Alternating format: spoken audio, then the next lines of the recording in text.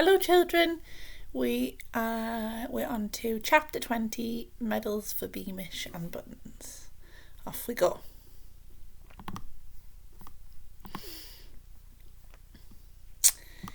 When King Fred woke next morning and was informed that his chief adviser had retired at this critical moment in the country's history, he was furious. It came as a great relief to know that Lord Spittleworth would be taking over, because Fred knew that Lord Spittleworth understood the grave danger facing the kingdom. Though feeling safer now that he was back in his palace with its high walls and cannon-mounted turrets, its portcullis and its moat, Fred was unable to shake off the shock of his trip. He stayed shut up in his private apartments and had all his meals brought to him on golden trays. Instead of going hunting, he paced up and down on his thick carpets, reliving his awful adventure in the north, and meeting only his two best friends, who were careful to keep his fears alive. On the third day after their return from the marshlands, Spittleworth entered the king's private apartments with a sombre face, and announced that the soldiers who'd been sent back to the marsh to find out what happened to Private Nobby Buttons had discovered nothing but his blood-stained shoes, a single horseshoe, and a few well-gnawed bones. The king turned white and sat down hard on a satin sofa. "Oh, how dreadful, how dreadful! Private Buttons! Remind me, which one was he?" "Young man, freckles, only son of a widowed mother," said Spittleworth. "The newest recruit to the Royal Guard, and such a promising boy. Tragic, really. And the worst of it is, between Beamish and Buttons, the Ickabog has developed a taste for human flesh, precisely as your Majesty predicted. It really is astonishing, if I may say so, how your Majesty grasped the danger from the first."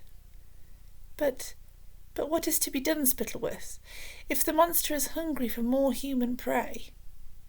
"Leave it all to me, your Majesty," said Spittleworth soothingly. "I'm chief adviser, you know, and I'm at work day and night to keep the kingdom safe." "I'm so glad Herringbone appointed you his successor, Spittleworth," said Fred. "What would I do without you?" "Psh, psh! Your Majesty, 'tis an honour to serve so gracious a king. Now we ought to discuss tomorrow's funerals. We're intending to bury what's left of Buttons next to Major Beamish. It is to be a state occasion, you know, with plenty of pomp and ceremony, and I think it would be very nice if you could present the medal for outstanding bravery against the deadly Ickabog to relatives of the dead men." "Oh! Is there a medal?" said Fred. "Certainly there is, sire, and that reminds me, you haven't yet received your own." From an inner pocket, Spittleworth pulled out a most gorgeous gold medal, almost as large as a saucer. Embossed upon the medal was a monster with gleaming ruby eyes, which was being fought by a handsome, muscular man wearing a crown. The whole thing was suspended from a scarlet velvet ribbon.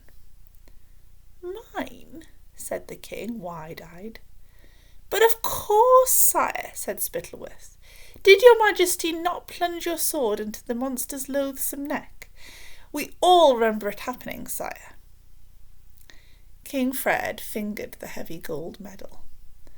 Though he said nothing, he was undergoing a silent struggle.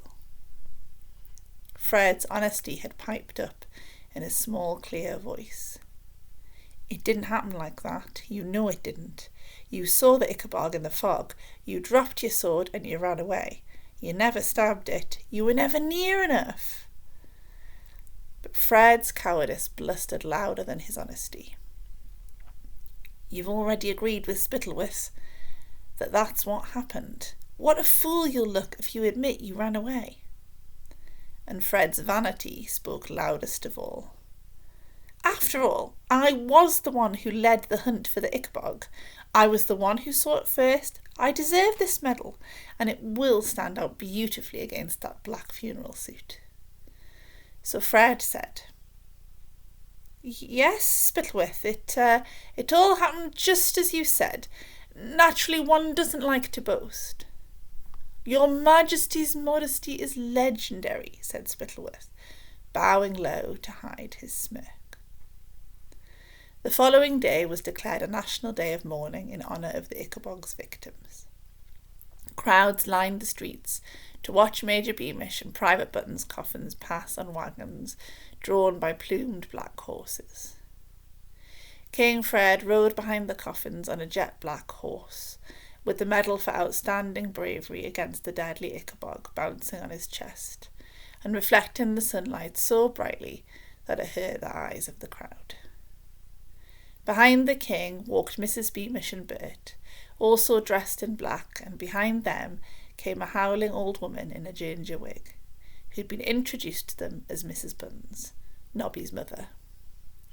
"Oh, my Nobby!" she wailed as she walked.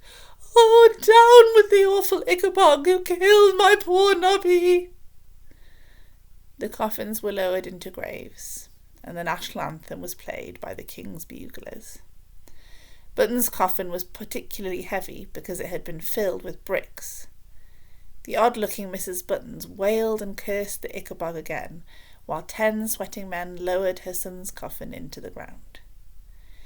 Mrs. Beamish and Bert stood quietly weeping. Then King Fred called the grieving relatives forward to receive their men's medals.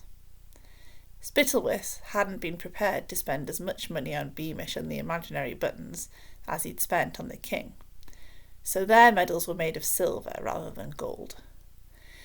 However, it made an affecting ceremony, especially as Mrs. Buttons was so overcome that she fell to the ground and kissed the king's boots. Mrs. Beamish and Bert walked home from the funeral, and the crowds parted respectfully to let them pass. Only once did Mrs. Beamish pause, and that was when her old friend Mr. Dovetail stepped out of the crowd to tell her how sorry he was. The two embraced. Daisy wanted to say something to Bert, but the whole crowd was staring, and she couldn't even catch his eye, because he was scowling at his feet. Before she knew it, her father had released Mrs. Beamish, and Daisy watched her best friend and his mother walk out of sight. Once they were back in their cottage, Mrs. Beamish threw herself face down on her bed, where she sobbed and sobbed. Bert tried to comfort her, but nothing worked. So he took his father's medal into his own bedroom and placed it on the mantelpiece. Only when he stood back to look at it did he realise that he'd placed his father's medal right beside the wooden Ickabog that Mr. Dovetail had carved for him so long ago. Until this moment, Bert hadn't connected the toy Ickabog with the way his father had died. Now he lifted the wooden model from its shelf, placed it on the floor, picked up a poker and smashed the toy Ickabog to splinters. Then he picked up the remnants of the shattered toy and threw them into the fire. As he watched the flames leap higher and higher, he vowed that one day, when he was old enough, he'd hunt down the Ickabog and revenge himself upon the monster that had killed his father.